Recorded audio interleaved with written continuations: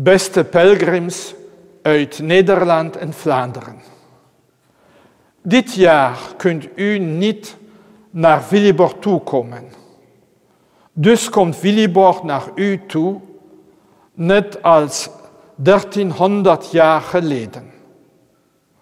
De apostel van de Friezen bracht het geloof aan uw voorouders in het noorden en zuiden van de Lage Landen.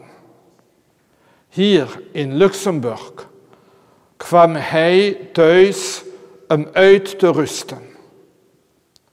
Nu uit gesloten huizen langzaam weer opengaan, wil Willibrord als eerste te gast zijn bij u thuis. Hij luistert naar uw problemen, vreugdes, gebeden en intenties en leert deze van harte aan God voor. Ik nodig u alvast van harte uit om volgend jaar naar Echternach te komen op pelgrimstocht naar het graf van de heilige Willibrord. God zegene u.